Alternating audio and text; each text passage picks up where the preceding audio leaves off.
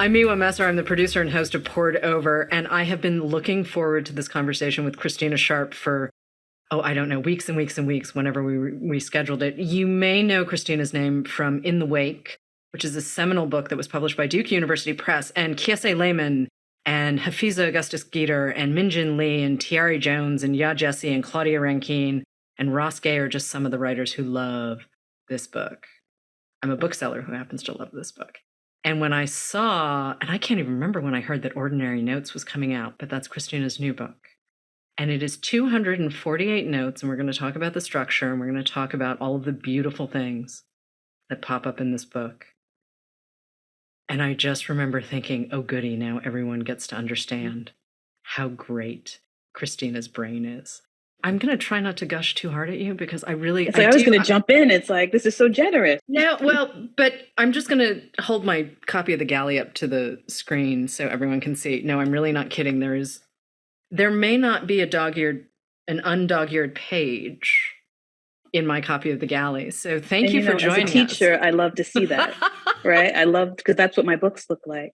Thank you so much. It's really lovely to join you and to meet you. This is a book, my notes are, this is a book about beauty and love and honesty and reality and so much. Can we talk about the structure though? Because some of these notes are a sentence, some of them are several pages, some of them bring in the work of other writers. I mean, there's so much to work with here. Sure. Well, I knew that So some of the notes actually began life as part of another book that I'm still working on, which is Black Still Life, which will be published by Duke. But then there were a kind of series in that book of what I was calling encounters. And so at some point I realized I was giving a talk at a gallery and I realized I wanted to take those encounters and make them the basis of the talk that I was giving at the gallery. And so then I decided that I thought that that would be part of the structure of this book, that I wanted to have a book that made an argument, but made an argument through kind of accumulation and juxtaposition, and that would allow me to do a different kind of work on the page and also with the blank space, the sort of white space, a kind of breathing space, would allow for both accumulation, but also breath and respite and something else. I always love to sit with a word and try to activate as many senses or definitions of it as I can. And so, both note and ordinary allowed me to do that, though the structure is really note.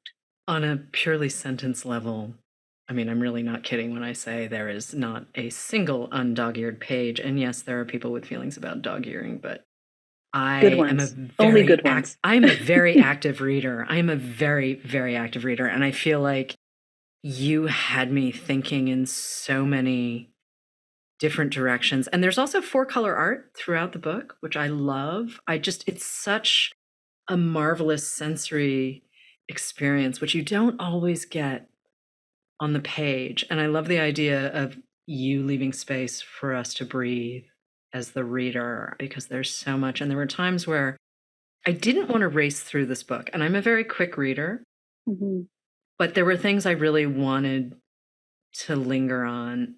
There's a lot of grief too in this book. I mean, we can't ignore that, but I think anyone who reads knows that sometimes there's a lot of beauty that comes out of grief. Yes. When did you start working on this book?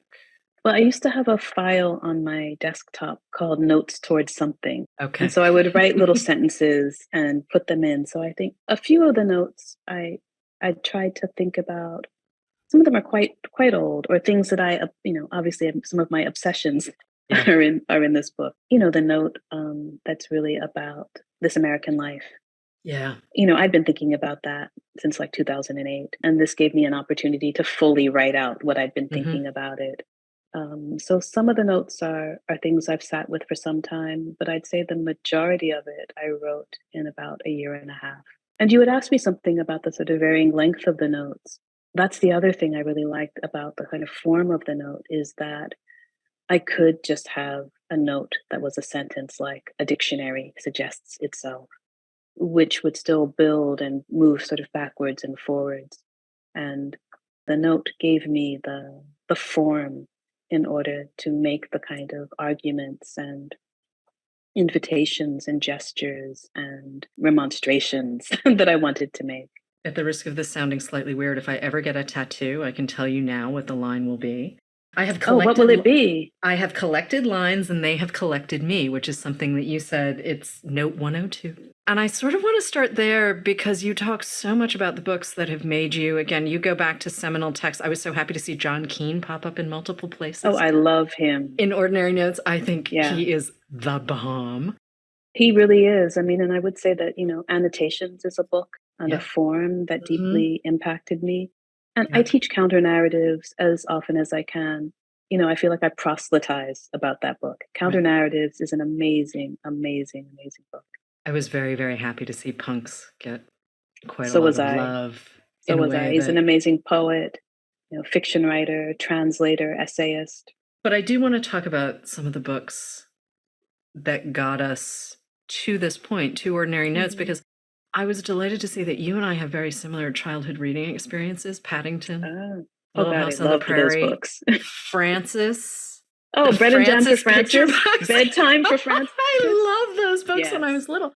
Yeah, your mom was a big part of books, and you have this lovely story about your mom and her Sunday afternoon teas. Yeah. Can we start there? Because I feel like she's so much a part of this book, and yet she asked you to never write about her. Yes, but I think she'd be happy with what I've written. Oh, I think so too. As I say, there's a note in which I talk about Toni Cade Bambara's. I always feel like it's the introduction that she wrote to maybe Gorilla My Love, in which she talks about, she says it's 1948.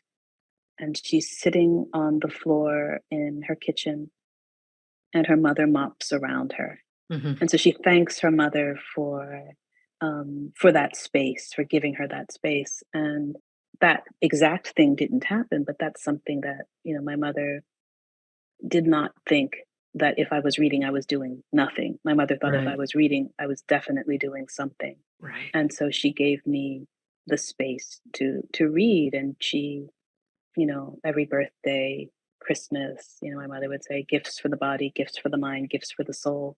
And there were always multiple books, and we read together, and she loved to read. She had a beautiful, I was raised Catholic. We're the only Black family in our Catholic church. And my mother, once women were allowed to become lectors, she was a lector. Oh, and people would come to the Mass. They were like, oh, Ida Sharpe is reading. They would come to the Mass just to hear her read.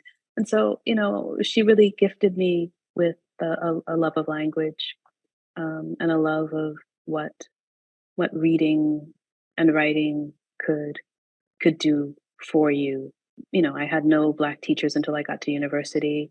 Anything that I learned about Black history, I learned through the books that she gave me. Any Black authors I read were because of the books that she gave me until I got to university. And one of the things I really want to stress about Ordinary Notes too, and usually we on the show will ask writers, who they've been reading or who someone, there is so much greatness. And I have to check my notes for a second because you have a couple of notes where you talk about looking for the books. Yeah, there's a note 203, a feeling you wanted or needed to feel, and you're talking about the books. Yeah, and that's not necessarily a book that you even love. Right. So, I mean, I think I say in there, like The Golden Notebook. There are things I love about The Golden Notebook, but it's not a book that I sort of overall love. But, there's something about that, like, produced a certain kind of feeling or a kind of, intellectual spark or something. And I first read it in a graduate seminar, and then I came to really kind of love it in another way. But there are many books like that. You also talk about Lydia Davis. Oh, yeah. Which I so appreciate. And the fury. Yeah. I reread the end of the story again recently when I was writing the notes. Like I went back and read, I went back and read it, and I thought, this, sitting next to her when she came to Tufts English department and saying, I hope you don't think this is strange, but that book really helped me. And she really did. She looked at me and she was like, I think she understood why, or she was just being generous. Either way, I so appreciate the world she can make in a story of 4 lines. And I'm going back to note 205 for a second. which opens with a quote from the poet Dion Brand, which is quite lovely, but I'm going to jump down for a tiny second because you write, books, poetry, fiction, nonfiction, theory, memoir, biography, mysteries, plays have always helped me locate myself. Yes. And you grew up in Pennsylvania. Mm-hmm. You're a professor in Canada now. Yes. You're a Black queer woman in America in the 21st century. Yeah.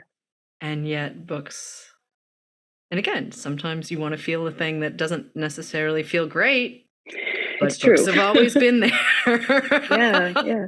And it's good if you want to, feel that thing and you can locate it in a book. Yeah. You don't have to do it in the world. Right. I'm a big rereader. And that's part of the reason I reread, and I can reread nonsense. I reread a lot of nonsense. My mother was a big mystery reader. So I reread like Dick Francis novels, Ruth Rendell novels, like P.D. James. I'm a rereader of mysteries. Partially because I don't have to hold on to the plot. I don't have to hold on to anything. I'm still thinking. It's also kind of comforting. And it's a kind of when I was in graduate school and I got to the point where I thought, I never want to read another book. It was actually which happens. Yes, absolutely. We all go through dry patches. We all go. And it's also like I was naive. I didn't know anything about graduate school. I thought, oh, I love literature. I'm going to go to get a PhD in literature. That's not what a PhD is for. It can drive the love of literature out of you. So when I was like, I for like 6 months, I could barely read anything. I thought, okay, I can reread. And it's rereading that got me back into then reading and reading new things and reading the things I should be reading, etc. And I also think no reading is lost on you. Everything is useful for something. It's funny, certainly when we're producing sort of 2 to 3 hours a week of original audio, the reading memories that pop back while you're working on something, or the things that you can be thinking about, or the reasons that you read. I mean, there are people who read for comfort. There are people who read for education or entertainment, whatever. Everyone has their reasons for reading. And I'm always kind of amazed when a weird detail pops up about a book that I haven't thought about in ages, but you're just listening to the other person talk and you're like, oh, wait, it all just becomes layers of whatever we are. And I love the way that you talk about emotion and what that connection between books and emotion. I think, we see it a lot, honestly, on TikTok. Which I actually don't watch. No, but young adult. Well, yeah. I'm in the book business. I can't not. But at the same time, when I see adults and young adults really responding, it's wild because there are times where I just want to read for language. Yeah, and I don't necessarily want to read for any kind of, and then there are also times where, frankly, I'm reading for homework. Yes, absolutely. Yes, I'm reading for teaching, which is, I get to choose the books I teach. Absolutely. When did you know that Ordinary Notes was something that was going to stand on its own and it wasn't just a document on your laptop? I think it was Lynn Henry, who is the editor-in-chief at Knopf Canada, was in the backyard talking to my partner, and then at some point turned to me. I mean, I knew Lynn already, and asked me, "So what are you working on, Christina?" And I said, "Well, I had just gotten this letter, and it's one of the redacted notes in there. I think it's note 15." Okay. And I said, "Well," and so I went and I got my laptop and I read her the letter, and I said, I think this is, this kind of pushed me even further into thinking about this as a project of sometimes short, sometimes longer notes. And she said, "Well, how much do you have?" And I said, "About 60 pages." And she said, "Can I read it?" And I said, "Okay." The next day I sent it to her. And I think if she hadn't asked that, it would still be on my laptop and I'd still be writing it. I'd still be thinking about it as something I would do gradually, or maybe nothing would come of it. And so it's really that she asked me what I was working on and said, "I really like this and I would really like to acquire this." And I thought, oh, and then that's what I really wanted to be writing. I love the serendipity of that. It was, yeah. Because this book is so organic. I mean, at points you're talking about photos of your grandmother and your mother and learning who your mother might become. And then that leads you to a point where you say, well, I haven't lived my mother's life. I've had a very different life. And you're taking us through these revelations, and we start very clearly in the past. Yes. And you keep moving us closer to the present day. And there's that piece you refer, sort of This American Life from '08. Mm-hmm. But there's also some work that clearly was written in the summer of 2020, which at this point feels like a lifetime ago. It really does. All of that energy feels like a lifetime ago. It does. But did you know that was the path you were going to take as you sort of worked through? I sort of feel like you always knew where you were going, but I don't want to assume. I mean, that's interesting, and I also want to, before I answer that question, I also want to say that, the other person, so there was Lynn Henriette Knopf and Eric Chinsky at FSG, and Eric has been such a wonderful, wonderful editor. And together they were just like, I couldn't have asked for better people to work with. I in a sense, yes, I think I did, because I moved very few notes around. I only moved 2 or 3 notes, the order in which I kept adding notes. And so it was kind of a nightmare, because note 1, I was like, okay, now I have to go through and change it, what was note 11, because I put 111, because I put 2 notes in there, is now note, 115. But I mostly wrote them in the order in which they appear. And so I think I had a sense of movement. I then had to figure out, well, how do I want to think about a kind of sequencing, and is there a logic? But I think anybody who knows me, who listens to this, will say, like, she says this all the time, but this is, again, my obsessions. I don't think particularly logically, or my logic is a logic of juxtaposition. I really do think juxtapositionally. So I always kind of had a sense of what I wanted next to what, because of what I thought that might open up. So I did have a sense of movement, yet to hear you say you begin clearly in the past and then you move forward, I hadn't really thought about that. That's how it felt for me as the reader. I mean, but I do think that's true. I love the idea of juxtaposition and using that to reveal. That does not feel illogical to me. I mean, I don't think it is. Yeah, no. Other people might. You and I clearly agree. I'm just thinking. We do. Those other people are getting it wrong. They're wrong. Because honestly, when you think about, especially where we are in the world right now, we seem to be breaking into a binary wherever we are. Yeah. No matter what the conversation is, whether it's about art or literature or television or film or, daily life or community or all of these ideas, we've split into a binary. And people seem to be much more comfortable in that sort of black and white space. And I'm one of those people who's like, no, the world is gray. The world is gray. Books are gray. Everything, like, there's always the gray area, and that's the space that we actually live in. And I love this idea of juxtaposing notes. It's not that I don't have firm ideas. I really, really do. At the same time, I love the possibility of what might happen by putting the unexpected things next to each other. Like, what does that spark? Maybe it does. Maybe it sparks nothing new or interesting, but maybe it does. And maybe it causes us to think differently about things we thought we knew. Or maybe it causes us to expand or contract what we thought we knew or saw or heard or understood. I mean, isn't that why you write? I think so. And that's also why we read. Oh, completely. So that's part of the reason I read, Like, one of the things that was a real gift in working on the book and in having early conversations with both Lynn and Eric were the kind, I thought I knew where I wanted to go. And I had this lovely conversation with Eric and Deborah Gim, who was working on the book at the time before she left to become an associate editor, I think, at Astra. I had a couple of notes that were definitions, and I said, I was really interested in this project, the Dictionary of Untranslatable Blackness. And Eric said, I really think that should be a part of the book. And so that did become section 6 of the book, and it's a kind of chorus. I think it's 18 people who I invited to write notes. All said yes and wrote these beautiful, beautiful definitions of words like elegance and time and archive, liquidity, the 18 people who respond to life.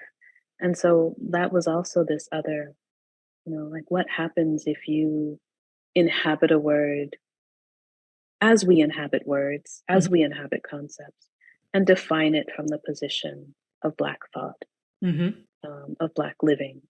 And so that was this other kind of beautiful sort of choral moment that isn't quite juxtaposition, but it is, what happens when you have, Alexis Pauline Gumbs next to Biko Mandela Gray, next to Ronaldo Walcott, next to Phoebe Boswell, defining life. Something else happens, something else is made in those articulations that I think is quite lovely. There's so much tenderness in this book. And you do have a note that very specifically talks about tenderness, but the dictionary that you're talking about, all of it is so tender. And it's so wonderful. And even when we're talking about things that are difficult and hard and will make people uncomfortable, there is so much tenderness and so much love in Ordinary Notes. And I really don't want to lose sight of that. I deeply appreciate that because, it's not that it wasn't difficult to write, it was, but I really hope that there was also, that it was infused with the other things that were, a joy to write, even as they were difficult, or that tenderness that goes through it, or kind of hands that go through it, and hands is both. And often the hands are tenderness as they appear in the text. I'm so glad that that came through to you. I couldn't ask for more. Did writing this book change you? Did it free you up in a way? Because, I mean, academic writing is, in the wake, it is a monograph. It's a very important monograph, but it is still written for, it's not necessarily a book that people would search out unless the word of mouth was behind it. And I can't even remember who, it might have been Min Jin Lee, honestly, who told me about it. But I know someone specifically said to me, oh, you should read this. And I said, yes, of course, I should. It's very short, but I couldn't race through it. I really needed to sit, and I love the metaphor and the way you can use wake. Language is so mutable and malleable, and it's isn't it amazing? When it works, it's great. It really is. Who could ask for like better work? And the things that you do, but again, it is, it is more academic and a little less pliable in some ways than Ordinary Notes. And Ordinary Notes, I mean, certainly Claudia Rankine's Just Us comes to mind, but I don't think I've ever experienced a book like this before. Just between the formatting, the ideas, I mean, because I've read you before, certainly, but also, if you read Black writers, there are concepts that are going to be familiar. There are going to be names that are familiar. But the way you structure it and your voice, you're doing something really new here. Thank you. And it's exciting. It's really exciting to be part of this. And I really want people to just not make assumptions before they pick it up. Like, I got really excited when I saw the jacket. Yes. That was... it made me really happy. This is, I mean, it's a galley, but this is what the jacket is going to look like. There we go. When you take the jacket off... Oh, I cannot wait. They did such a beautiful job. The designer, Jen Griffin, that was Jen's idea. She just did a beautiful, beautiful job. And from the beginning, as I said, like Lynn, who was my first editor, was just like, we're going to make it a beautiful book, Christina. Don't worry, we're going to make it a beautiful object. And Lynn and Eric, and then Daunt in the UK also made a beautiful, beautiful text. Is it a paperback? So this is a photograph that I took, that they made the cover. It's paperback. Yeah. It's paperback in the UK, and it has a Jennifer Packer cover. I have, I will confess, I have occasionally bought books from the UK just to have covers. Absolutely. I am one of those people. I am shameless. It's just like, I know I have a copy of this, but who needs just one copy? We need multiple. No, I can't. But again, it's this life of books and connecting with people who aren't necessarily exactly like you. I mean, I finished my BA. It was lovely. I had a very good time. I got very good grades, and then I was done. I was like, hello, world. Yes. I'm here. There was going to be no, I had a very good time in school. I liked it quite a lot, and then I was done. Yes. was like, let me see how long I can draw this out. And I didn't necessarily have a good time. Right. But I chose a life, though, of books. And I chose a life where connecting the dots for people and projects and ideas is... And your love of books and your relationship to reading is so clear, and the joy comes out in your speaking, and that's a real pleasure to engage with. It's so important too, and thank you for that. But it's so important to be able to sit with other ideas and other people, and language. I keep coming back to language, but language really matters. I mean, it does. You and I both read so widely that, there are times where I read for language. There's time I read for character, and I don't have to like characters to be able to stay with a book. Exactly. Sometimes I read for feeling, but I'm also an ex-Bostonian, and that's not a factory preset. Like, we're not really good at that. That's very funny. I can recognize it. But I'm not programmed for that. Yeah, not always, not always. Also, there's certain books, you were talking about rereading earlier, and I forget who I was talking to. It was just the other night, but John Cheever's Wapshaw Chronicle came up, and I was like, oh, my party trick I used to be able to just recite the last paragraph of that book. Just as a party trick. That's very funny. Well, it's Leander, it's Leander's letter to his sons. And I don't know why. I have no idea why I learned it. I have no idea. That's very funny. I won't tell you my party trick. Well, Cheever, dude can write without a doubt, but I'm like, why that 18-year-old me decided that was a nifty, I also 16-year-old me decided that Of Human Bondage was my book. So when I Of Human Bondage, Somerset Maugham. Yep. Oh, I know. Who was just a racist, misogynist, etc. All of it.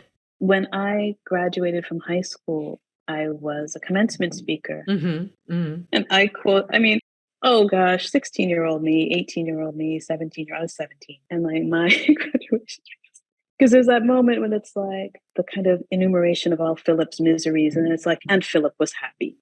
Philip realized there was no happiness, and Philip was happy. I quoted that in my commencement speech. Oh, wow. Wow. That tells you everything probably about 17-year-old Christina. Where Human Bondage was her go-to book. I read that book so many times. Game recognizes game, because honestly, I read that by the pool on vacation, probably around the same age. I used to...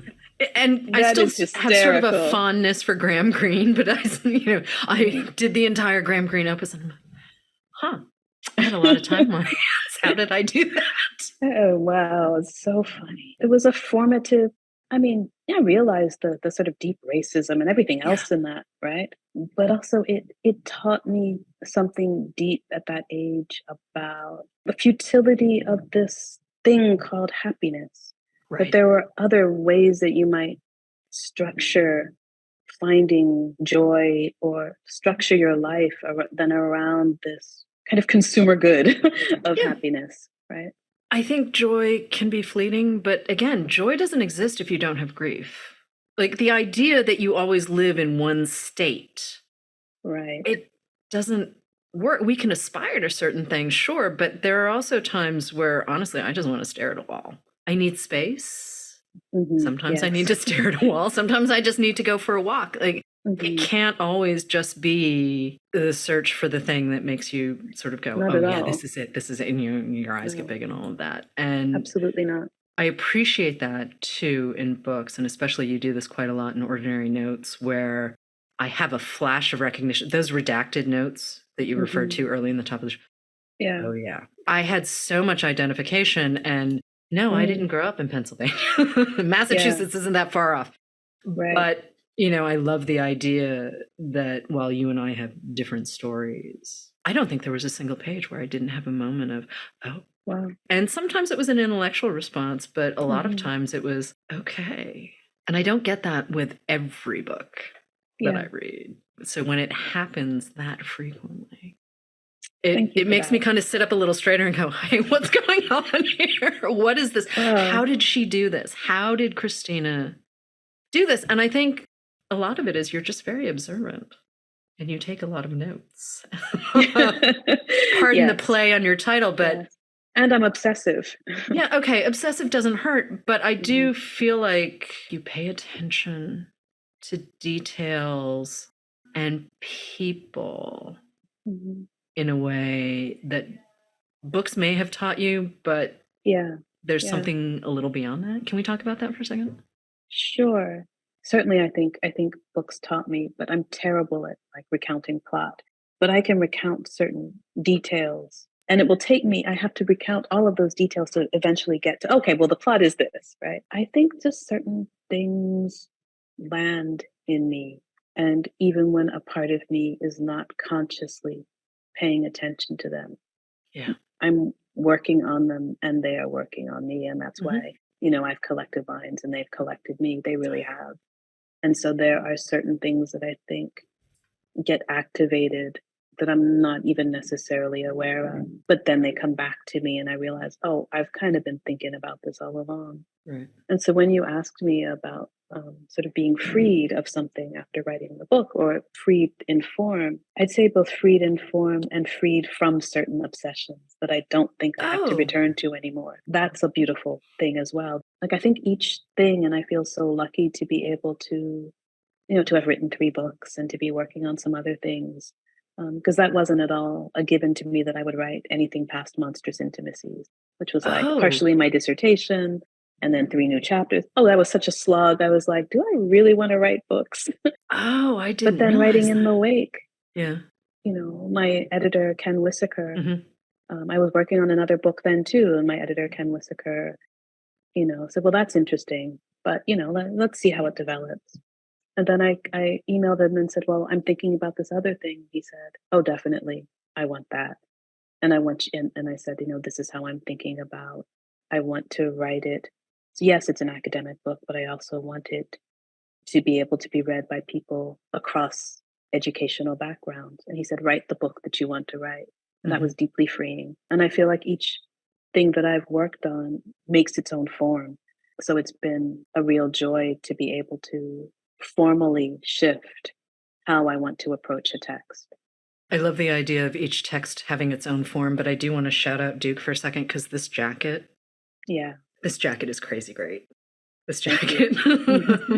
You keep getting and that's of course in Boston. Yeah. At the ICA. I thought I recognized that. It's been a minute, but I thought I recognized Cornelia that. Parker. I saw something recently of hers in Los Angeles that I really quite liked. But also adding the art, I'm going to use that for a second, because adding the art to Ordinary Notes, I honestly wasn't expecting. I was delighted. How did you decide that that had to be a piece of it? Because I feel like your work is so evocative, and yet all of the photos are fantastic. I mean, it's so good. But when did you decide we needed photos too? I mean, I've already narrated about 4 beginnings to Ordinary Notes. Yeah. So this is another beginning that I've also narrated.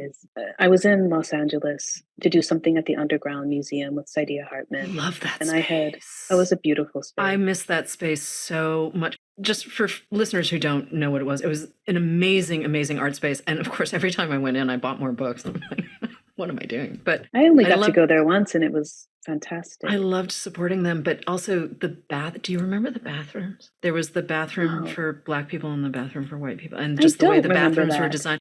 So one of the bathrooms was very elaborate and lush and wonderful, and then the other bathroom was like basically a closet. And it was a play on Jim Crow. It was just, it was a really I think now that you say that, it's coming back to me as a memory, because one is really large. Yes, and that's and it just it was a really good way to keep you grounded in the space and grounded in the ideas of the gallery. And then the beautiful outdoor garden space, right? Yeah, no. Which is where we had the event. Oh, wow. But Saidiya and I had lunch earlier in the day, and she asked me, what are you working on? And I told her the 2 projects I wanted to work on. And then I showed her the pictures of my mother and grandmother that appear in the book. And she said, you should work on that one. It's the more difficult one. You know how to do the other. And it changed because I was going to do this other thing. And part of it is in Ordinary Notes, and part of it may not be anywhere else, but it may. But yeah, thinking about my mother told, these wonderful kind of painful stories about her childhood and childhood friends who died. And they've informed who I am. And I so love those photographs, and I wanted the opportunity to read them and think about how we are constructed and how we construct ourselves. Is that what made this book difficult? That having to Partially. sit with the ideas that we use to construct ourselves? I mean, Partially, and having to sit with various violences and, against ourselves and others around us. Yeah, yeah, it was difficult.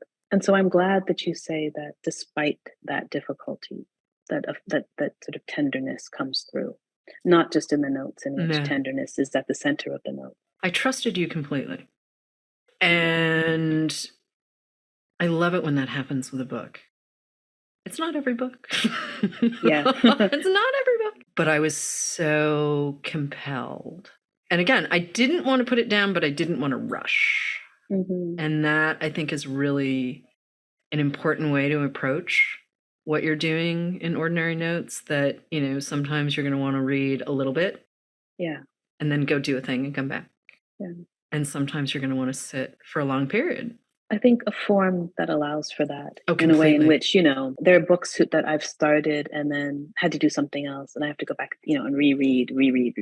And so, yeah, I think the form allows for that. And it allows for, what I hope is for both an accumulation of thinking and feeling. Mm-hmm. I think having read it through as it is exactly, in the galley, I think having read through it once, now I sort of feel like I can go back and dip in and out. But I am going to say I would recommend that it's read for the first time, start to finish, and then you go back. I mean, the way you sort of reach a crescendo.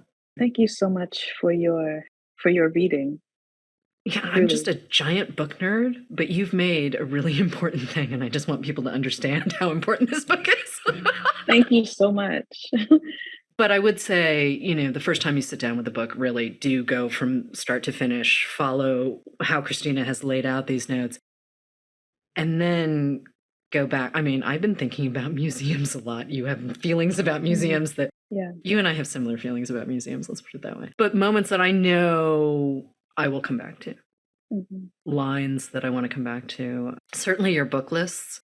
I mean, I did have a moment of sort of, oh, right. Okay, you've read that too. Oh, you've read that too. You've read that. Which book? It's okay. Hold on. 203, 204, 205. I just have to. Oh, that's the sort of crowdsourced. Oh, it is, but I'm pretty sure a lot of it is you too. You went onto Twitter. Yes. And you said, what books produced a feeling you wanted or needed to feel? And then suddenly it's, things like The Yellow House and Where Reasons End by Yi and Lee. Oh, The Yellow House is magic. The year she won the National Book Award, I was banging on the table. I was that person. I was making so much noise. Sister Outsider, Audre Lorde, Book of Delights, lots of Dion Brand too.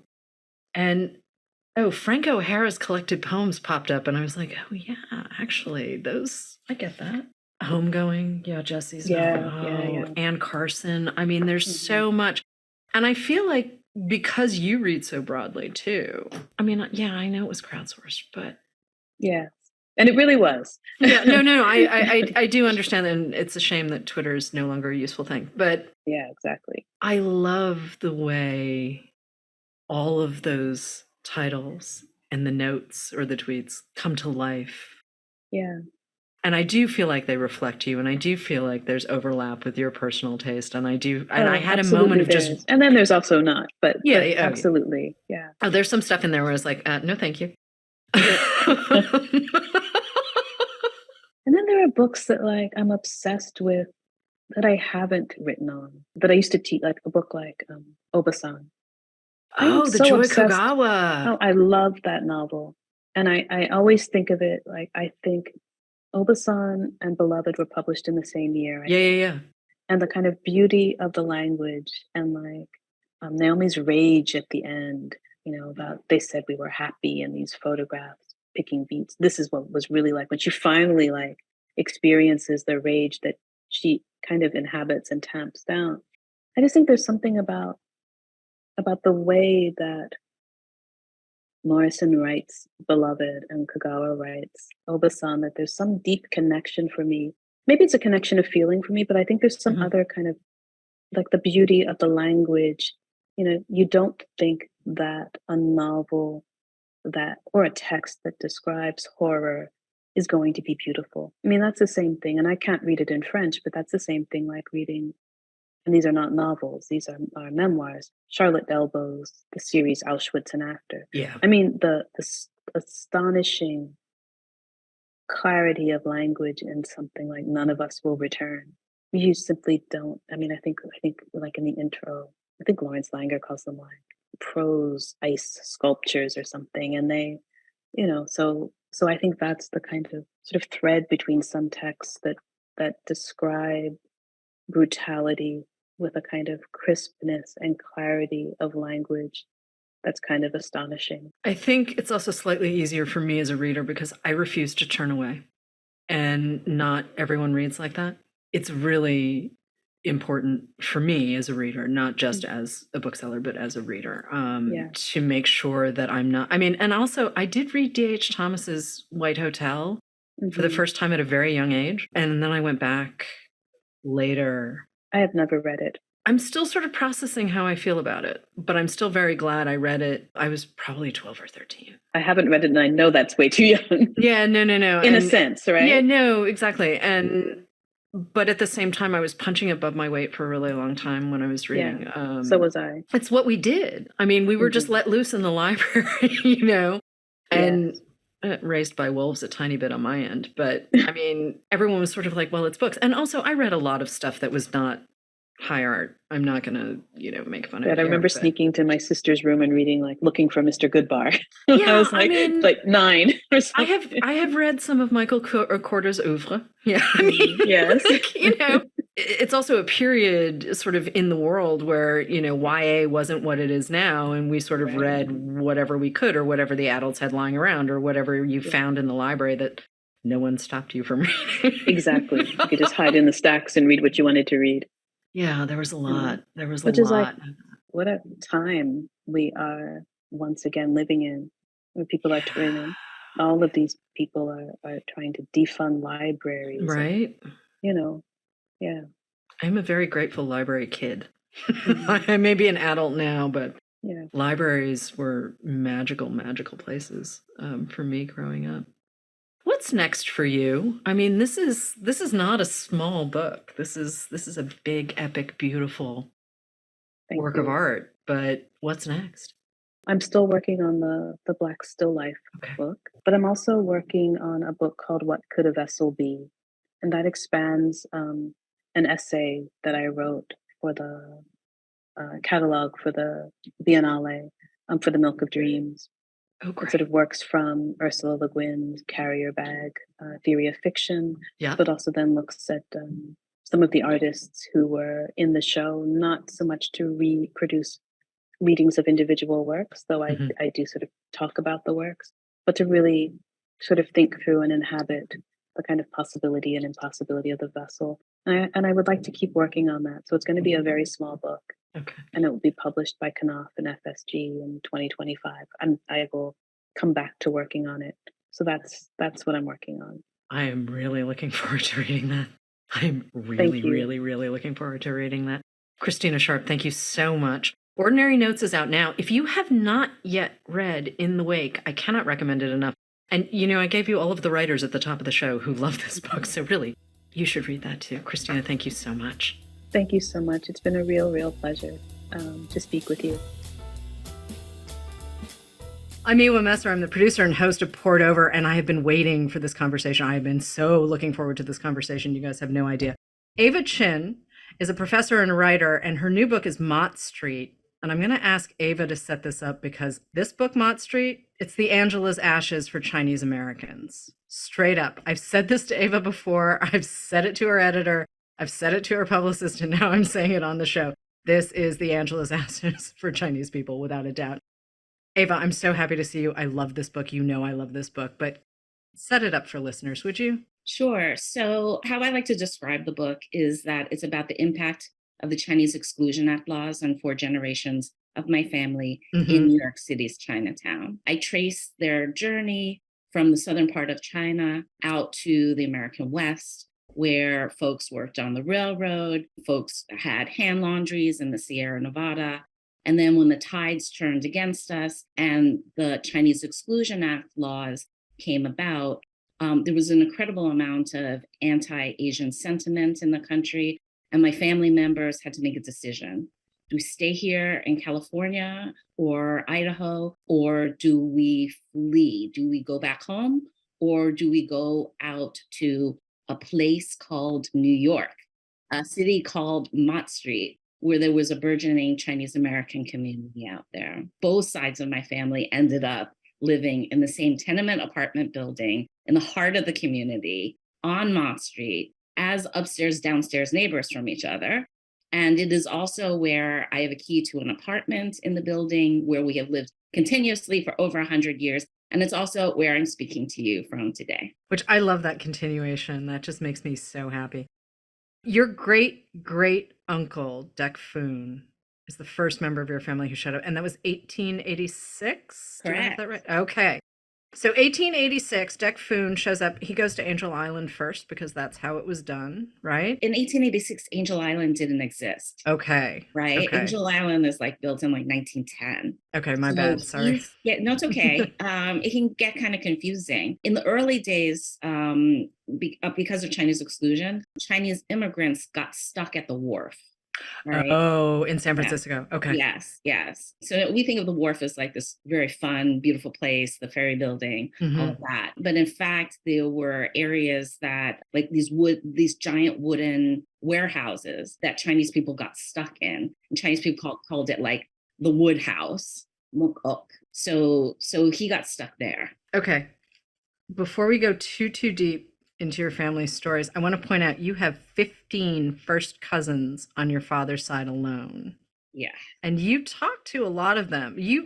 This is a combination of first person document research in archives that I didn't even know existed, but also picking up the phone and talking to your people. And your cousins are scattered all over the US, right? Yeah, they're all over the country. The cousins, the uncles, they're all over the country. So a large part of doing the research was me going out, schlepping out to different parts of the country to talk to them. And also being kind of stealth, right? Like weddings and funerals are great places where people come to meet. And it's also where people like to talk and one-up themselves. So I was able to get a lot of information at these family gatherings. Okay, how many interviews though with family members is that? I would have to count it out, but It's definitely more than 50. Right. So I'm just laying the groundwork here for a ton of questions went into this book. A ton of research went into this book. I mean, it's shot through with photos, which I love. I mean, your family, it's wild to see photos of your family like just looking like New Yorkers. I mean, There's so many times where, especially as Asian Americans, we get fed a sort of pictorial narrative that doesn't necessarily match our family stories. And I mean, I don't think anyone enjoys wearing a Victorian corset or whatever, but there was great grandma. I love these photos. These photos are important. Who had them? Where did you find them? So on my mother's side of the family, my grandparents, my grandmother was the inheritor of these giant family albums. And when she passed away, I inherited them. And then on my dad's side, different uncles had them. So you've just got to go chasing through the family. I have to say, so my grandfather's mother, so my great grandmother, I had to think for a second because there are lots of people in my family. I finally saw a photo of her maybe 10 years ago. And I was like, oh, hi, we're related. Yeah. And there are a couple of recent photos where I really look like my grandmother. And then there are a couple of recent photos where I really look like my mom. And I'm like, so apparently all of the women in my family are just going to show up on my face at different points in my life. It's a trip. It's a total trip. Your pops. He's a complicated guy. You didn't really have a relationship with him. Your mother was not a fan. And you're really open about this. And it was really refreshing to see, but how do you connect with all of his people when, he's a complicated guy that you don't really have that much of a relationship with? Yeah, it hasn't been easy. The journey to doing the research for this book and trying to uncover the truth, the real truth from the family narratives with such complicated family members. Right. That's probably the hardest part of doing work like this, right? It's much easier to go to the National Archives and like make the appointments and go in, even like schlepping across the country, and going in and sifting through those documents. Much easier than having to navigate dealing with people who don't necessarily want to talk to you, don't really want to spill the beans, because these are really uncomfortable truths that we're dealing with. The one thing that I always tried to come back to when I was talking to my father or maybe some uncles who wanted to remain more private was that this story is much larger than any one of us, than myself, than my dad, than any particular individual, right? It gets to something that was larger, that was happening in society, right? During that time periods. And my grandfather, my father's father, understood this. Yeah. So my father's father, whose name was Long, which means dragon, and sometimes people called him Pop or Coach because he was like the basketball coach in the neighborhood. He left his oral history at the Chinatown History Project. And then he met this like young reporter who had in the 70s had just come back from Southeast Asia covering the war. And he ended up like telling her our ancestor stories. And so she started working on that. So he had these ideas that our family stories were interesting and were relevant, not just for us, but so that other people, when they read them, could go, our families did similar things, right? We went through the same thing too. So he had an idea of the story. What I was trying to tell people is I am trying to complete the story that your father was trying to do, but ran out of time. That had to have worked. That had to, there's a certain, some of our elders, I'm sure they would have been delighted when you said that. And I say that with respect, but you know exactly what I'm talking about when I say that. Because part of what I think not necessarily a lot of folks outside of the community will think about, and you state it flat out in the book, is the Chinese population in America between 1880 and what's this year? Okay, 1920 dropped 25% when the population of the United States doubled. Yeah. That math is wild. And this is after, vigilante mobs ran through Seattle and Eureka, California, and frankly ran all of the Chinese out. There were, this is winding up to, yes, the Chinese Exclusion Act, which also ran until 1943. Right.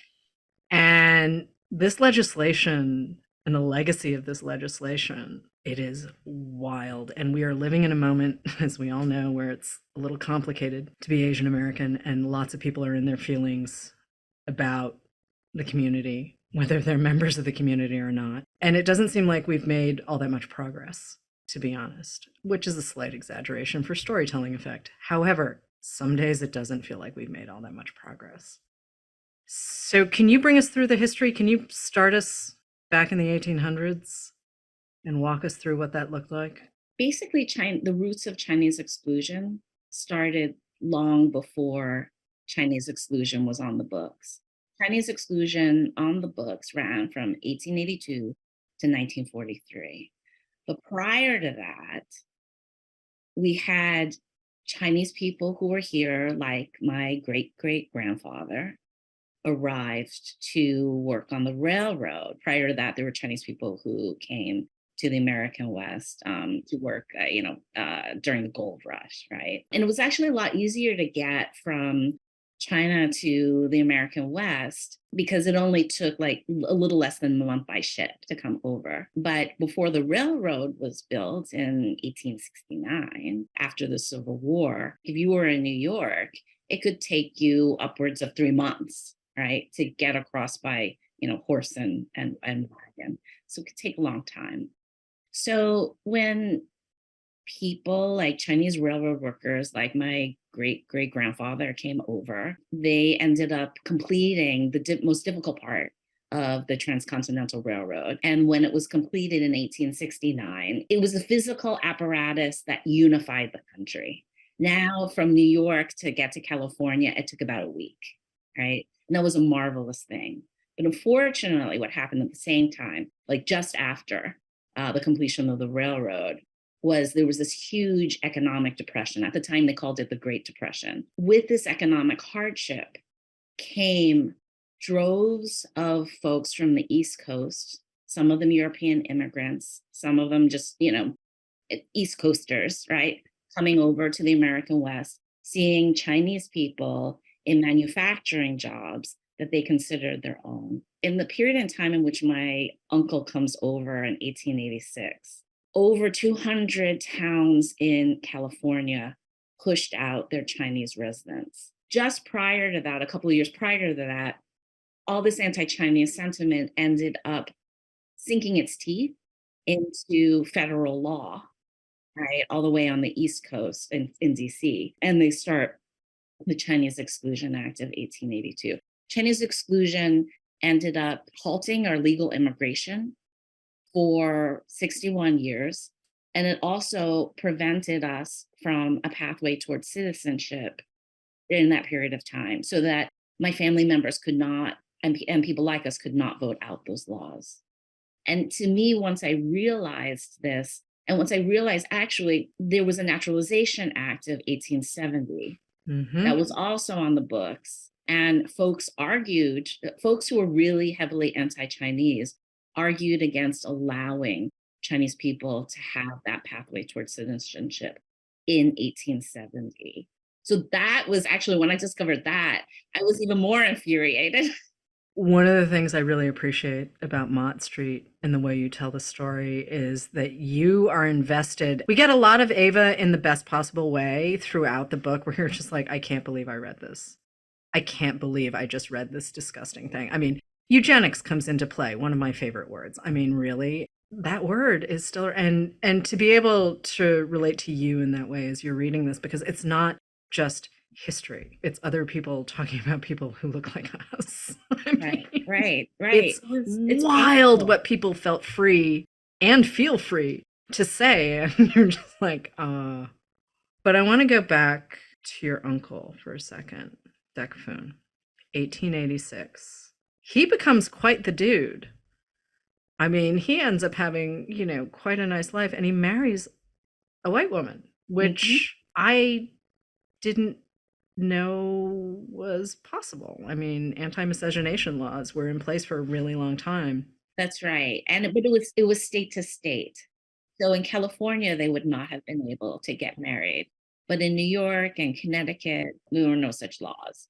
So they were able to get married in Connecticut, and they meet at church. It's late in life. It's actually second marriages for both of them. They're both more mature, right? And they have this amazing, very, I don't know how to describe their relationship, but I often find their relationship quite inspiring. It's a very groovy story, and we're going to let listeners discover it on their own, because there's some stuff that neither of us was expecting. But I do want to talk about Elva, your great-grandmother, because she does lose her citizenship because she is married to a Chinese national, even though he's been in this, by the time they get married, he's been here for years. But can we talk about that for a second? Because she's certainly not the only person of non-Chinese background who married a Chinese person who then lost their citizenship, though it seems to have happened to women much more than to men. Right. Elva, then when they get married in 1903, Chinese Exclusion Act is already several decades in. So she really takes a risk in terms of marrying into our family, because her husband cannot gain, American citizenship, right? And there were, I've talked to Elva's family, in that period, it wasn't uncommon for families to disown their daughters for marrying outside of the race, right? But they don't, right? And she's still able to maintain a relationship with her family, even as she embraces being part of this Chinese American community. When Decafun has already sponsored over his nephew, who was my great grandfather. Right. The two of them really, and then they started, and then, you know, my grandfather and my great grandmother come over, and like, you know, they get married, blah, blah, blah. Dekfun and Aunt Elva really are the matriarch and the patriarch of the family. Okay. Right. And so there was a way that when I was growing up, I always saw pictures of Aunt Elva and was always like, who is that white woman in the center of our family photographs, right? So some of it was like, that was one of the things that sparked my questions about who these people were, right, way back then. But unbeknownst to Elva, a couple of years later, after they get married, the government enacts legislation that basically says that American women's citizenship will change upon marriage to her husband's, if the husband, and if the husband is whatever his nationality is, her citizenship changes to his. And a lot of American women were taken aback by this. They didn't realize that it happened until years later when they tried to vote. And then they realized that they couldn't, right? Because they were now, you know, British or, you know, Italian or whatever. In the case of Aunt Elva, a white woman becomes Chinese. It's wild seeing it all in one place, right? Like we've both read Maxine Hung Kingston. We both love Maxine Hung Kingston. I mean, Chinamen is an important book. It's also 40 years old. And part of me is looking at the gap, and you know, plenty of people have tried to wrestle with our history, whatever that looks like. And again, I'm sort of using Asian American as a broader term because there are so many of us, and you are very specifically writing about the Chinese American experience. But if I dip back and forth, that's just a verbal tick that I have. I do the same thing. Absolutely. Okay. It was so liberating and fun in a way to read Mott Street, even though there are moments where, I mean, my eyes were rolling back in my head, or I was yelling at whatever you were yelling at. There was a lot of yelling while I was reading this book, but it's so important that we tell these stories. And, you know, our elders don't always want to tell them. They don't even really want to tell us what they had for lunch some days. And it's like, come on, you have to tell me this stuff. I need to know. And you talk about growing up in Queens and still being a first and only in a lot of rooms, which I was surprised by because I grew up in Massachusetts, and yeah, I was first and only for a really, really crazy long time. But Flushing, Queens, really? What? Can we talk about this for a second? Because where I grew up in Flushing was the southernmost end of Flushing. It's like you cross the street and it's a different neighborhood. Got it. Okay. So when I was growing up, I really was the only Chinese American girl in the neighborhood. And I couldn't understand why, when my family had been here for so many generations, if I did meet another Chinese American on the East Coast whose roots ran as long as ours did, that we would wind up somehow to realize that we were related. I just didn't understand how any of this could be. I just started asking a lot of questions. I was also really inspired by the work of Maxine Hung Kingston by the time I was an undergrad. And I read all of her work. And that's when I actually started to continue to ask questions, but this time write them down. And that's when I also started to go to, like, you know, at the time, before the internet and before Google, right? You had to trek out to different places and do your research on your own, right? So I went out to Utah, to Salt Lake City, to visit the genealogy library and tried to find information about our railroad worker. Doing that groundwork was really important, but so was asking the questions while people were still alive. Always telling, you know, so I'm a professor. I'm always telling my creative writing students, please ask these questions of your family members now. If you wait too long, you will regret it. And also get a little context for whether or not they might be withholding information. That's part of it, honestly, is the withholding of information. I mean, the stuff that you puzzle through, it's really fun following you through. Although you do also say that you camped on Angel Island with your family, and I understand that Angel Island is physically larger than my brain thinks it is, but all in the spirit of research, I respect. But let's describe Angel Island for folks who might not know what it is or haven't been there. Sure. So Angel Island is a detention center, or it was a detention center. Some folks call it the Ellis Island of the West because that's where so many Asians came through. But in fact, it was really a detention center if you were Chinese. It could take like a really long time to process you. So sometimes people got stuck there for a year. My family members, luckily, because they were merchant families, they had paperwork that enabled them, and they were able to hire lawyers that enabled them to get through Angel Island relatively quickly. But I still had family members that were there for a couple of weeks. My great grandmother was pregnant when she got stuck on Angel Island. You just don't know when. It's like an interminable wait, right? You don't know when they're going to say, yes, you can go. So I really wanted to visit Angel Island. I found out that you could go camping there. Yeah. So we did a West Coast trip. My family and I have a 10-year-old daughter, but at the time she was 3. And we went camping there. It was actually very beautiful, but to walk through the detention center was really quite haunting. And so my great grandmother, her 2 children, my grandfather, who was 7 years old at the time, is stuck there. And they're separated from their father, right? They separated the men from the women. And if the children were young enough, they got to stay with their mothers. But if they were over 12, they had to stay and their boys had to stay in the men's camp. So it's a physically beautiful place, but it's so isolated. And you have a wonderful view of Alcatraz. Of course. Right? You really are stuck there. So I just found it nothing short of haunting. At the time, too, the medical examination area was closed off. Now I believe you can visit it, but that's also very chilling, right? Because, I mean, the other thing that I uncovered at the time was that the medical examiner of San Francisco was a big-time eugenicist. Oh, nice. And when I discovered that and I saw, the ways in which, immigrants were checked and could be deported for things that were treatable, diseases that were treatable, it broke my heart. Yeah, that whole idea of who's clean and who's dirty and who's an animal and who's not, like that language doesn't change. And all I can think is, okay, so we're dirty and we're animals and yet we do your laundry. Okay, cool. It's wild to me how little the language changes.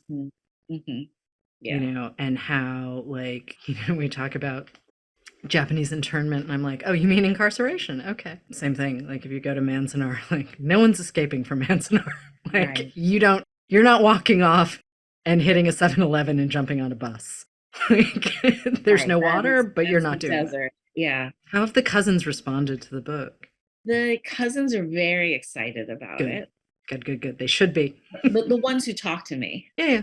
Let's put it that way. Yeah. So the cousins in general are really excited about it. My extended uncles are really excited about it. Whether or not my immediate family, like my father and his family, like whether they're excited about it, I do not know. I suspect probably not. We write these stories because we need to tell our personal truths, but we also need to tell the truth of larger society as we see it. It's not just a story about myself or the individual family members. And that's the thing. If we don't tell these stories, someone else is going to do it. And you know what? They don't always get the details right. Yeah. Even if they're well-intentioned, you don't always get the details right. So we may as well just do it ourselves. And sometimes, we get it right and sometimes we get it wrong too. But whatever, we have to try. Like we can't just sit in the corner and say, well, if we stay quiet, then we're fine. I mean, right, exactly. Look what staying quiet. Not a good idea. There need to be more of these stories out there. I'll tell you it's not even a couple of years ago now. It's maybe more than 15 years ago. I knew Iris Chang. Oh, yeah. And we had both graduated from the writing seminars at Johns Hopkins. I was certainly a fan of her work. Yeah. And we met when Iris was at the LA Times Book Festival, and I was a graduate student, and I was telling her about the work that I was doing. Even back then, I was trying to do an iteration of Mott Street, right? Yeah, okay. And so I had tried to write it as a novel, and it wasn't really working, but I knew that there was a story there. Right. That's the thing about the story. I always knew that there was a story there. I couldn't figure out the frame exactly. But I met Iris, and I was telling her about how I was working on this book. She said to me, Ava, we need more Chinese American stories. Yeah. When did you know you wanted to be a writer, though? Because from everything I can tell from the book and having spoken to you a couple of times, it feels like you've always known. Yeah, I did. I was always writing as a kid. I was always writing. And I was always listening to the family stories. I couldn't get away from being fascinated by these family stories. And for whatever reasons, like my cousins weren't asking lots of questions the same way I was. Maybe it was because I came from a fractured family, because, my dad wasn't in the picture. So it made me ask more questions. It made me, I don't know, feel not so comfortable in the status quo. So I was just constantly asking questions. And then when my grandmother would bring out her big family photo albums, that to me was enormous amounts of fun. We just sit there for hours going over the pictures. Okay, that's your grandmother Rose. Yeah. You spent a lot of time. So Grandma Rose and Grandpa Gene, they met at a movie theater. I love this story. Would you tell this story? Because it's very sweet. And Grandpa Gene was a little persistent, which is adorable. Yeah. So my grandmother was the first woman in her family to go to college. So she's like the little smarty pants of the community. She was the salutatorian of her elementary, junior high school. She goes to a great high school that is like the equivalent of Stuyvesant, but Stuyvesant was boys only, right? So she goes to a really good co-ed high school that was very competitive. And then she makes it into Hunter College, right? But when she graduates from Hunter, she finds that she can't really find a job, right? What year is that? 1939 or so. Okay. So it's in the early 40s that she's looking for jobs. She even takes a secretarial position. And when the women there find out that she has a college degree, the other secretaries turn on her. She's a banker's daughter, right? And she's very persistent. She wants to, earn her own keep. And on the side, one of her side gigs is that she is a ticket taker at the movies, right? At a movie theater on the Bowery. By the way, the whole area is like papered over. Where she sits, her little ticket booth is papered over. So nobody can see her, and she can't see anybody either. Right. You put the money in, and if you're purchasing a ticket, you put the money in, and the ticket shoots out, and with your change, and then you go on your way. One day, she hears this voice, this deep, resonant voice, asking for a ticket. She ends up giving the ticket and the change, and she sees an eye looking at her, right? Peering through the little hole in the bottom. She's like, who is that? It was interesting. And then my grandfather goes into the movie theater, but he was very persistent, and he goes back over and over again just to, be able to get this glimpse of my grandmother. And then eventually he works up the courage to ask her out, and he's able to walk her home. And then the rest is history. Right. And they were married for a really long time, right? Yeah, they were. It's so funny because for the longest time, my grandmother didn't want to talk about that story. She's like, why do you want to talk about this old stuff for anyway? And I was like, Grandma, it's really interesting, It's a great story. It's such a good story.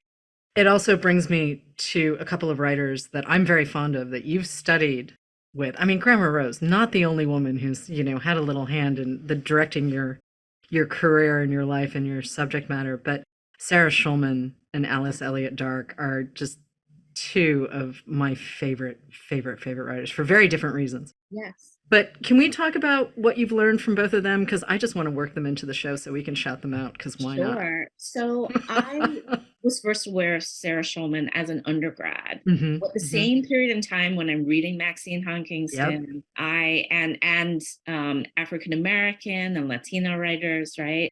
I was also introduced to the writing of Sarah Schulman. I couldn't get enough. So fast forward decades later, I end up landing my position at CUNY. I'm a professor at CUNY, and I'm an associate professor of creative nonfiction. And I wind up in the same department as our hero, Sarah Schulman, whose work I've always admired since then, and I continue to admire. So prodigious in her output, whether it's amazing plays or oral histories of ACT UP and the AIDS crisis, right, to her fiction, which she continues to write today. So I'm continuously inspired by the great Sarah Schulman. And Alice Elliott Dark, I never studied with, but Alice is a good friend of mine. We met under the pandemic, Stacey Gerasmo. Oh, she's great. She's wonderful. A wonderful novelist. She brought a bunch of us together, a bunch of us women writers together to meet weekly to talk about our writing process under the pandemic. And that's how I met the amazing Alice Elliott Dark. She is the bomb, without a doubt. She's the bomb, that woman. Great. So great. I'm currently still reading Fellowship Point and loving it. And go slowly. Go slowly. I love those women. I really, and I do have some women in my family who remind me quite a lot of the ladies of Fellowship Point, but I think I'm just fond of the book because Alice wrote it. I don't think it's quite, oh, right, I've had aunts like that. Great writer. So let's talk about some other influences, though, because you've always known you wanted to be a writer. You have worked with some really amazing talents. You teach, which I love because, we can also learn from our own students kind of thing. And Maxine Hong Kingston always, but there has to be more. Oh, sure. So there's so many writers that I love. I think more recently, even as I was working on Mott Street, really influenced by the work of Saidiya Hartman. Oh, yeah. Wayward Lives, right? And Lose Your Mother. I read Lose Your Mother first and then Wayward Lives. And I feel like the things that she does in Wayward Lives is incredible. When you're working in nonfiction, where you're doing deeply researched nonfiction work, right? Narrative nonfiction work, you encounter, right, these archives when you're working with marginalized communities and the archives of marginalized communities. Number one, oftentimes archives don't even exist. Right. When they do, oftentimes they reflect the discrimination and the racism and the prejudices of the time period. And there were so many times when I was working on Mott Street that I really felt like I was being hit and punched in the gut when I would open up an archive and start reading through it, because, it was like straight up 19th century, discriminatory viewpoints. So getting back to Saidiya Hartman, I really, really appreciated the work that she's done. And I think that my students are often just completely inspired by her. I adore her. I'm currently reading Hua Shu's Stay True. I love that book. I love that book in so many ways. And I also really just love seeing his byline in the New Yorker. Yeah. Because it's not Henry. It's not Harry. You know what I mean? Like, it's just Hua Shu. And I'm just like, yes, you're writing for the New Yorker under your own name. Right. I love that so much. And it feels like such a tiny thing. And yet really, like, when you're used to having people say, where are you from? What does your name mean? Like, all of those things where you just kind of roll your eyes and try and gauge how polite you need to be in your response. So I just started Stay True, and I'm totally loving it as well. It is so much fun. But talk about, like, a kind of skate punky zine making music guy. Like, it's a delight to see all of us sort of being who we are, right? Like, just human beings doing our stuff. Though I want everyone to read Mott Street. I really, really want everyone to read this book. I don't care what your background is. It's just when you're dealing with family history and, all right, let's call it family mythology, because in a lot of cases, that's what it is. Yeah. The truth of the family mythology and putting it into context. Our elders do what they do. They believe what they believe. They're who they are. But at the same time, like, some of them don't even have the full context. Yeah, that's right. Absolutely. There are these family stories, right, that get passed down from generation to generation. And it's up to us, the current generation, to investigate, well, how true is this? Yeah, How that's much a big is, part of it. yeah, how much is in an embellishment? How Right. much of it is a perpetuation of like these old ideas? Right. That and you have to decide like what's relevant for today. What I realized is that there's a kernel of truth in so many of the family stories that got passed down. But there was a much larger context to why it was that people reacted the way that they did. And a lot of the times it's hiding right there in plain sight. But we're just, too busy, dealing with our own issues that we have to deal with on a day to day basis. There's something about being able to just sit with those stories and do the research, right? From English language archives. Right. I even went to China, Right. right? As a Fulbrighter, I dragged the family to China so that I could get closer to our villages. And I interviewed villagers there and I was able to go into the archives there. And I'm not very well read in Chinese, by the way. So, but I'm very resourceful. So I had a whole team of people that were able to translate things for me. Just going through all of those documents enabled me to understand, well, what is the truth for myself as I see it? Right. Knowing, but doing all of that research, doing all of the work, both in the English language archives as well as the Chinese archives, right? And then stacking it up against the family stories. That's really, I feel like, where the real magic was.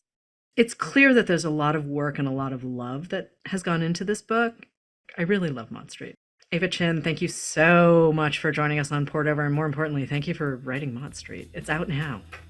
Oh, thank you, Miwa. It's been great to be here with you. Hello, readers. Thanks for tuning in to our special double shot episode. This is your TBR Topoff, where we recommend a couple of books to pick up when you stop in for your copies of the featured books today. I'm Marc, coming to you from my Barnes & Noble in Cincinnati, and I'm joined by my book buddy, Jamie. Hello. Hi, Marc. I'm here in Leawood, Kansas at my Barnes & Noble. So we've got a couple of great books to jump into. Jamie, I'm going to have you go ahead and jump in first with a recommendation for Ordinary Notes.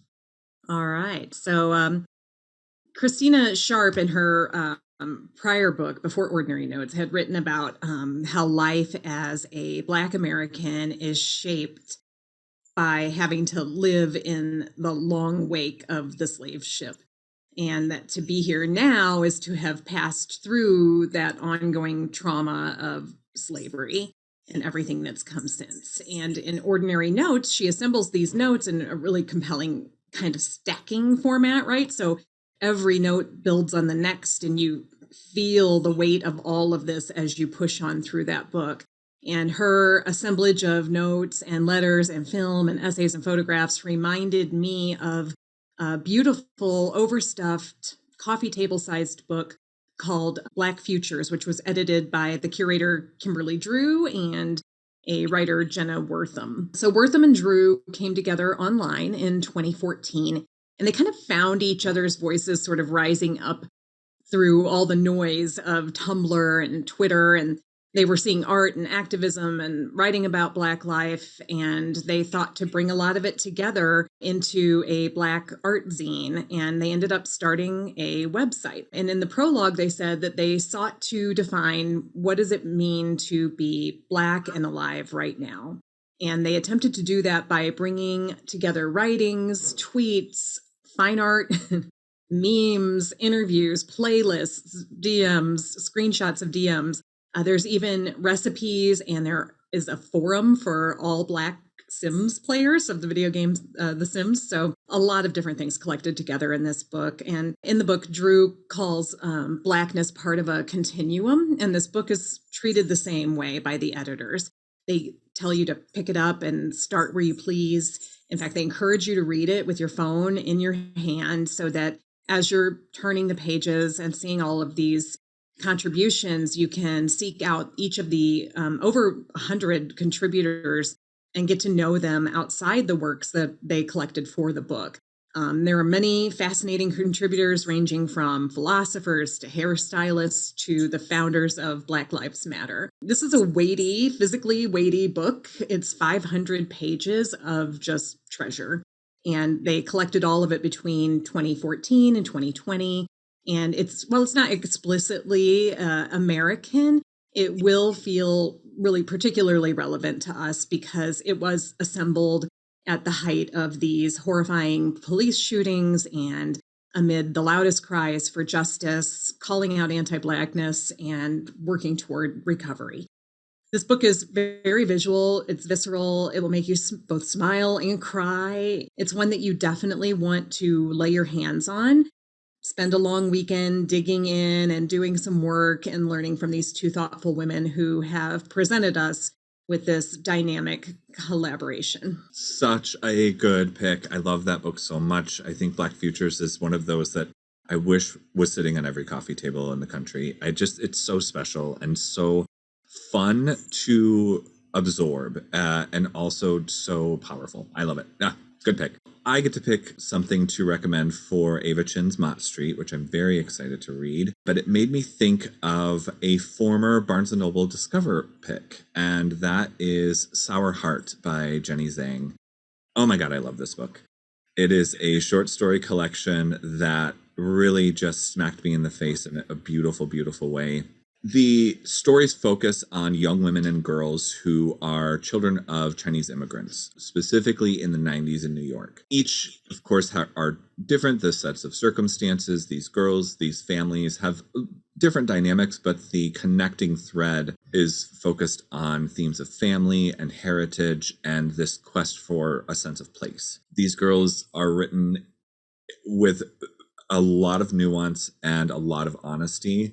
They are loving and cruel and obnoxious and brave, and all of them just are aching to belong. Zhang speaks really well to a very specific and complicated dynamic that children of immigrant parents often face, where they have a very real and potent gratitude for their parents' sacrifices and their stories and their journeys that battles with a very real and potent urge to break away and be their own person in their own world. And I think this headbutt is handled with such a lovely tenderness. And I think Zhang's writing style has a rawness to it, but it feels so sweet and loving that I think Sour Heart is just probably the perfect title for this, because some of these girls are just your very, very typical teenagers that you kind of just want to scream at, but you want to embrace them and let them know that they're going to be okay. I think this collection is masterful. And